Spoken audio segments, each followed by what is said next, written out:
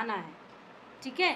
तो पहला क्वेश्चन दिया है कि ये दो फ्रैक्शंस दिए हुए हैं और आपको बताना है ये वो उसने स्टेटमेंट ही डायरेक्ट दे दिया है कि 30/40 एंड 12/16 आर इक्विवेलेंट, मतलब उसने स्टेटमेंट ही दे दिया कि भैया ये दोनों फ्रैक्शंस जो हैं वो इक्विवेलेंट है। अब आपको क्या करना पड़ेगा, इसको चेक करना पड़ेगा। आप जब चेक करोगे तो आपको अपने आप आंसर मिल जाएगा कि ये इक्विवेलेंट है या इक्विवेलेंट नहीं है, ठीक है। तो हम लोग इसको सॉल्व करें 30/40 और 12/16। तो हमें स्टेटमेंट है आपका ट्रू फॉल्स का, और उसमें आपको बताना है क्या कि इक्विवेलेंट है कि नहीं, इक्विवेलेंट है कि नहीं, क्या 30/40 और 12/16। मैंने आपको बोला था कि सबसे पहले तो इसके लोअर में इसको कन्वर्ट करते, मतलब हम इसको रिड्यूस करेंगे सबसे पहले, जिससे कि मेरा काम बन जाए, रिड्यूस्ड फॉर्म में लाएंगे। तो 30/40 कैसे रिड्यूस फॉर्म में आएगा बेटा, 0 0 कट गया तो इट इज़ 3/4, राइट। और दूसरा वाला क्या है 12/16, 12 2 से काटेंगे तो 8 टाइम्स, ये 6 टाइम्स, राइट। फिर 2 से काटेंगे तो ये 4 टाइम्स और ये 3 टाइम्स, तो 3/4 आ गया 3/4। अब मुझे एक बात बताइए, ये भी 3/4 और ये भी 3/4, तो इक्विवेलेंट है। तो स्टेटमेंट मेरा क्या हो गया, ट्रू। स्टेटमेंट हो गया क्या, ट्रू। दूसरा है मेरा 10/25 और 25/10। क्वेश्चन पूछा है इक्विवेलेंट का, क्वेश्चन पूछा है इक्विवेलेंट का, क्या करेंगे बताओ। सीधी सी बात, रिड्यूस फॉर्म लाएंगे पहले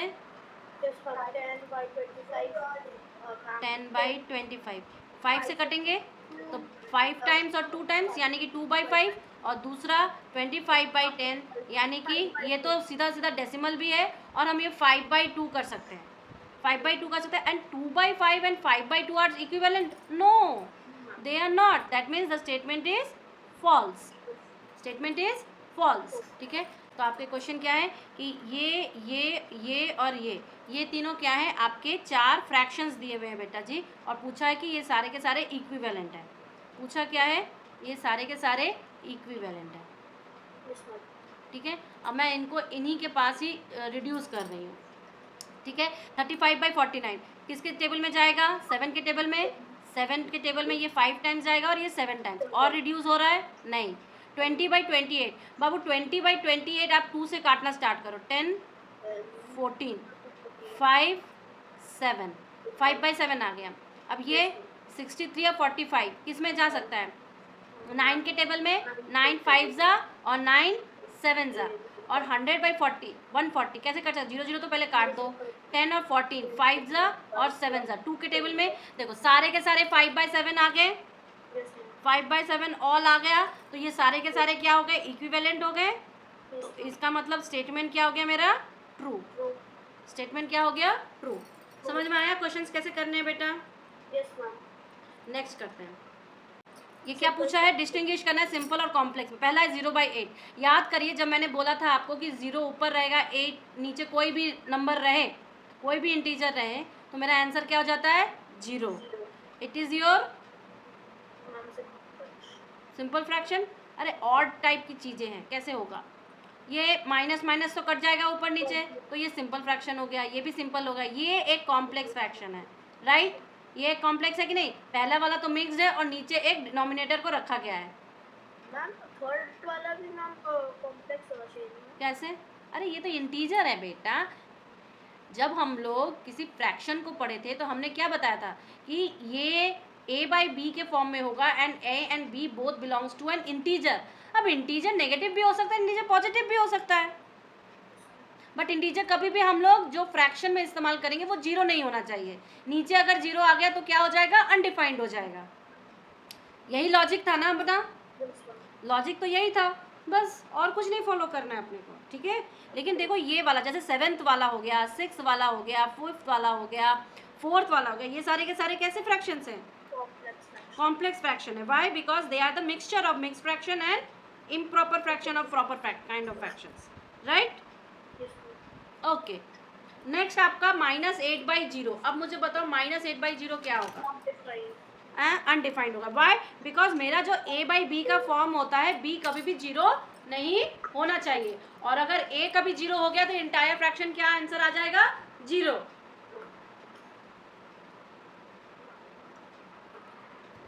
चीज़ें क्लियर हो रही है बेटा? Yes, ma'am. चलो आगे बढ़ते हैं। तो मेरा ये क्वेश्चन हो गया, और कोई क्वेश्चन था आपका? No. Fine.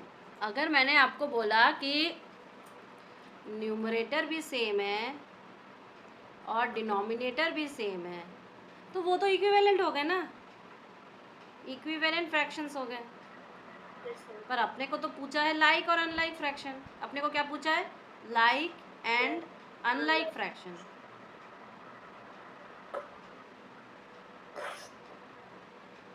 Like and unlike fraction, इसके लिए क्या चाहिए कि डिनोमिनेटर Same. सेम होता है, न्यूमरेटर भले ही डिफरेंट हो जाए, डिफरेंट हो जाए।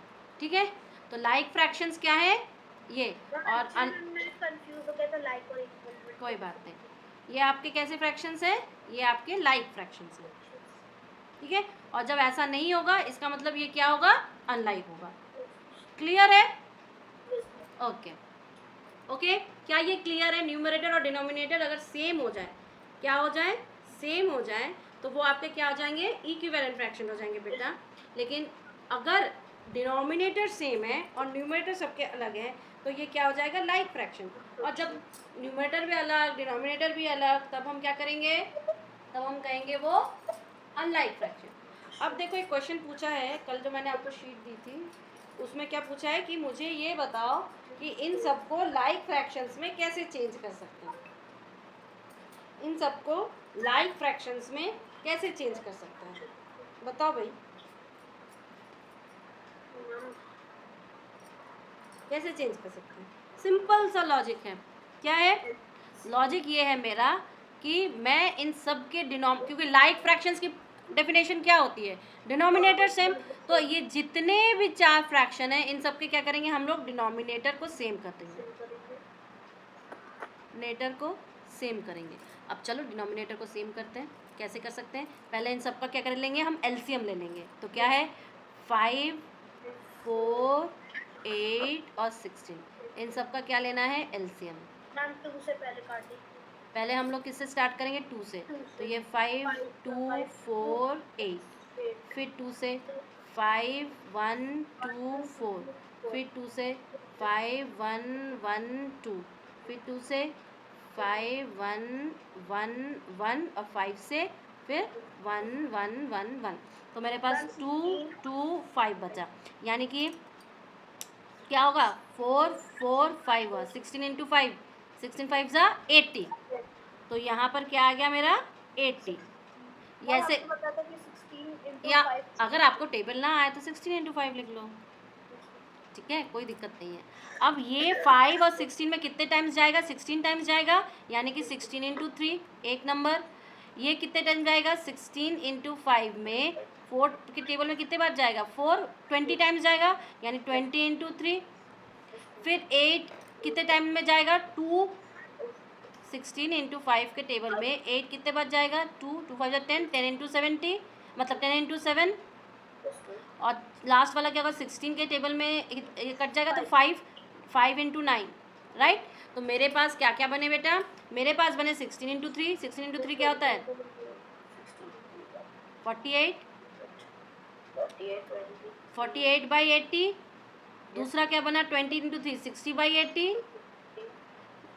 70 बाई 80 और 5 9 जा 45 बाई 80। क्या क्या बना बेटा? 48 बाई 80। 70/80, 45। हाँ, अब ये सारे के सारे कैसे हैं? लाइक। Like fraction. ये सारे के सारे लाइक फ्रैक्शंस हैं। हो गया मेरा आंसर? मिल गया? ओके। अब नेक्स्ट देखो, नेक्स्ट क्या है? Comparing fractions. ये भी कल हम लोगों ने किया था। कौन सा बड़ा है, कौन सा छोटा है, कैसे निकालते हैं, किया था ना? वही सेम, डिनोमिनेटर को सेम कर दो तो आंसर तुम्हारा इजीली आ जाएगा। ठीक है, और कैसे डिनोमिनेटर को सेम करेंगे बाबू? सीधा का सीधा सबका एलसीएम लेके असेंडिंग ऑर्डर में अरेंज करो, डिसेंडिंग ऑर्डर में अरेंज करो, not a big deal, it's not a big deal. या तो क्रॉस मल्टीप्लिकेशन करो, दूसरा मेथड है। ठीक है, तो क्रॉस मल्टीप्लिकेशन में कभी कंफ्यूजन हो ना हो तो सबसे बेस्ट मेथड होता है क्या? एलसीएम वाला मेथड। क्लियर है? फिर आज हमने आपको बोला था स्टार्ट करूँगी कि कैसे दो फ्रैक्शन के बीच में एक तीसरा फ्रैक्शन इंसर्ट करना है, ठीक है, दो लोगों के बीच में एक तीसरे आदमी को डालना है। ये कैसे करेंगे कल मैंने आपको बताया था कि आज हम लोग इसको करेंगे। तो सब इसका स्टेप क्या होता है बेटा कि पहले न्यूमरेटर को, जो फ्रैक्शंस हमें दिए हुए हैं ना, उसके न्यूमरेटर्स को ऐड करना होता है, ठीक है। तो ऐड करके जो न्यूमरेटर हमें मिलता है वो मेरा फाइनल न्यूमरेटर होता है, ठीक है। और जब हम उसके डिनोमिनेटर को ऐड करते हैं तो हमें अपना रिक्वायर्ड उस फ्रैक्शन का डिनोमिनेटर मिलता है। क्लियर है? अब देखो न्यूमरेटर और डिनोमिनेटर मिल गया। अब हम क्या करेंगे, उसको उसके सिंप्लीफाई फॉर्म में लिखो या उसके रिड्यूस फॉर्म में लिख दो। क्लियर है? अब देखो जैसे ये बता रहा है, देखो बोला है कि 1 और 2, 1 मतलब 1/2 और 3/5 के बीच में एक फ्रैक्शन को डालो। कैसे डालोगे? मैंने अभी बोला न्यूमरेटर को न्यूमरेटर से ऐड करना है, डिनोमिनेटर को डिनोमिनेटर से ऐड करना है। तो न्यूमरेटर में 1 और 3 है, ऐड किया, और डिनोमिनेटर 2 और 5 है, ऐड किया, तो 1 और 3 4 आ गया, 2 और 5 7 आ गया। तो बीच वाला जो आपका इंसर्टेड फ्रैक्शन होगा वो क्या होगा? 4/7 होगा। अब देखो 4/7 खुद ही अपने रिड्यूस फॉर्म में है, हमें इसको रिड्यूस करने की कोई ज़रूरत नहीं है, लेकिन हो सकता है कि एडिशन से कभी हमारे पास ऐसी संख्या आ जाए जिसे हमें रिड्यूस करने की ज़रूरत पड़े। क्लियर? जिसे हमें क्या करने की ज़रूरत पड़े? रिड्यूस करने की ज़रूरत पड़े, तो हम रिड्यूस कर लेंगे, हमें कोई दिक्कत नहीं है। क्लियर है ना बाबू?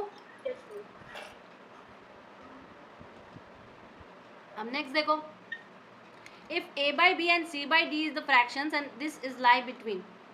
तो अगर मान लो कोई एक से बड़ा है, कोई एक से छोटा, हम कुछ भी कर सकते हैं, इसमें कोई जंजाल नहीं है, ठीक है, कि कौन सा बड़ा होगा। अगर पूछ भी ले आपको कि इंसर्ट करने के बाद अरेंज करो, इंसर्ट करने के बाद अरेंज करो, तो भी हम कर सकते हैं। जैसे मैं ये वाला क्वेश्चन आपको सॉल्व करके दिखा रही हूँ, 2 और 3 सही 1/2। मेरा क्वेश्चन है कि हमें एक इंसर्शन करना है, किसका? एक फ्रैक्शन का बेटा, ठीक है, एक फ्रैक्शन डालना है बीच में। और ये फ्रैक्शन कैसे डालना है? ये फ्रैक्शन डालना है कि मान लो मेरे पास दिया हुआ है 2 और 3 सही 1/2। ये तो एक होल नंबर है, मतलब ये एक नॉर्मल सा इंटीजर है, और ये एक मिक्स फ्रैक्शन है। कैसा फ्रैक्शन है? मिक्स्ड किस्म का।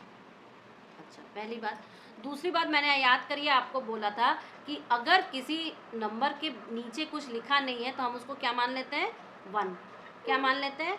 1। इसका मतलब मैं इस चीज़ को ऐसे भी तो लिख सकती हूँ कि 2/1 एंड 3 सही 1/2, 2/1 और 3 सही 1/2। अब इसको तो ये कैसे लिख सकते हैं? 3 2 6, 6 + 1 7/2। इसको तो ऐसे भी लिख सकते हैं, और ये हमारा 2/1, ठीक है। अब हमको इंसर्ट करना है, तो इंसर्ट करने का नियम क्या होता है बेटा कि एक तो 2/1 हो जाएगा, दूसरा इधर है आपके पास 7/2, ठीक है। तो बीच वाला क्या होगा? 2 + 7 और 1 + 2 होगा कि नहीं? यानी कि मेरे पास हो जाएगा 2/1, 9/3, 7/2। अब 9/3 को तुम ऐसे भी लिख सकते हो, कैसे लिख सकते हो बताओ? 2 हो जाएगा, ये 3 टाइम्स में कट जाएगा, 2 3 एंड 7/2, 2 3 एंड 7/2। अगर किसी ने कहा कि मुझे 3 को मिक्स में दो, क्योंकि मेरा आंसर तो मिक्स में था, तो आप कैसे लिखोगे? 2 3 और 3 सही 1/2, ऐसे भी तो लिख सकते हो। अब अगर पूछे कि इसमें से ग्रेटर क्या है, तो कैसे लिखोगे बेटा? 2 है, 3 है और 7/2 है, तो सबके पहले डिनोमिनेटर सेम करेंगे। तो डिनोमिनेटर मान लो 2 है, 2 के टेबल में 1 में कितना टाइम जाएगा? 2 टाइम्स जाएगा, तो 2 2 जा 4, ठीक है। दूसरा क्या है? 2 टाइम्स जाएगा, तो 2 3 जा 6, और ये तो 2 है ही, तो ये क्या 1 टाइम जाएगा, 7 1 जा 7। तो मेरे पास बने क्या? 4/2, 6/2 और 7/2। सबसे बड़ा क्या है? 7/2। सबसे बड़ा नंबर 7/2 है, उसके बाद 6/2 है, उसके बाद 4/2 है। तो आप ऐसे भी लिख सकते हो, या आप सिंप्लीफाई फॉर्म में लिखो कि 7/2 सबसे बड़ा है, इसके बाद 3 है, इसके बाद 2 है। या आप ऐसे भी लिख सकते हो 3 सही 1/2 सबसे बड़ा है, 3 है और 2 है। क्लियर है कि नहीं बताओ? Yes, ma'am. ये टोटल क्वेश्चन आपका क्लियर है? Yes, ma'am. Step by step मैंने किया, आपका आंसर जरूर होगा, बड़े ही थोड़ा सा टाइम लगेगा बेटा, पर स्टेप बाय स्टेप करोगे, आपको जितना नॉलेज है उनका स्टेप बाय स्टेप इम्प्लीमेंटेशन करोगे तो आपका आंसर गलत हो ही नहीं सकता। क्लियर है ना? Yes, sir. ओके बेटा, देखो ये समझ में आ रहा है? Yes, ma'am. आ रहा है ना बेटा? ये क्या बोल रहा है कि इंसर्ट 3 फ्रैक्शंस बिटवीन 1/2 एंड 3/2। अब 3 फ्रैक्शन इंसर्ट करने हैं बाबू, एक फ्रैक्शन नहीं, 3 फ्रैक्शन, 1/2 और 3/5। ठीक है, करते हैं इसे। क्या बोला है कि इंसर्ट करना है 3 फ्रैक्शंस। Action. पहले तो हमने एक फ्रैक्शन इंसर्ट किया, अब हमें 3 फ्रैक्शन इंसर्ट करने हैं 1/2 एंड 3/5 में। तो पहला स्टेप 1 क्या हो जाएगा? स्टेप 1 हो जाएगा, पहले 1/2 एंड 3/5 के बीच में करेंगे। ठीक है, कैसे करेंगे? सीधी सी बात है, ये हो जाएगा तुम्हारा 1/2 कॉमा इधर कॉमा 3/5। न्यूमरेटर को न्यूमरेटर से प्लस कर दो, 4 हो जाएगा, 1 + 3, और डिनोमिनेटर को डिनोमिनेटर से करेंगे 2 + 5। तो मेरे पास क्या आंसर बन गया बाबू? 1/2, 4/7 और 3/5, ये 3 हो गए। अब मैंने एक कर लिया, स्टेप 2 में दूसरा करेंगे। क्या? मान लो 1/2 एंड 4/7 के बीच में इंसर्शन है, तो कैसे करेंगे? सीधी सी बात है, 1/2 हो जाएगा एक, Ma'am, 5/9. और 4/7 हो जाएगा। इधर करेंगे हम 1 + 4 और इधर करेंगे हम 2 + 7। तो मेरे पास क्या हो जाएगा? 1/2, 5/9, अरे 5/9 और 4/7। ठीक है, अब हम तीसरा इंसर्शन करेंगे। अब मैं तीसरा इंसर्शन करूँगी। ठीक है, स्टेप 3। मान लो मैं इस आपके जो है ना 4/7 एंड 3/5, ठीक है, इसके बीच में इंसर्शन करेंगे। तो 4/7 इधर हो गया और इधर 3/5 हो गया। बीच वाला जो होगा वो 4 + 7 और 7 + 5 का होगा। Ma'am, 7/12. तो 4/7 और इधर हो जाएगा, क्या हो जाएगा? 12/, Ma'am, एक 8, 9, Ma'am, 10, आपने 11, ये 11, 4/3. 11/12 होगा। Yes, ma'am. और इधर क्या हो जाएगा बेटा? 3/5। ठीक है, तो मेरे जो 3 है, क्या 3 है बेटा? Ma'am, 3 insert fraction. three, ma'am, insert fraction है 4/7, 5/9 9 और 11/12। 12 क्लियर है? अब देखो मेरे पास पहले से 1/2 है और 3/5. और इधर है 3/5। ठीक है, अब इन दोनों के बीच में तो मेरे पास क्या आया? 4/7 आया। ठीक है, और 1/2 और 4/7 के बीच में 5/9 आया ना? नहीं, पहले 4/7 आया, फिर 4/7 और 4/7 और इस आपके इसके बीच में 1/2 और 4/7 के बीच में आया 5/9। ठीक है, 4/7 के बाद आएगा. नहीं, 4/7 और 3/5 के बीच में जो आया वो है आपके 11/12। समझ में आया? तो मैं आंसर कैसे लिखूंगी बेटा? 1/2, 5/9, हाँ। 7, 12, 11/12 and 3/5. वेरी गुड, समझ में आ गया ना? अब तो नहीं भूलोगे।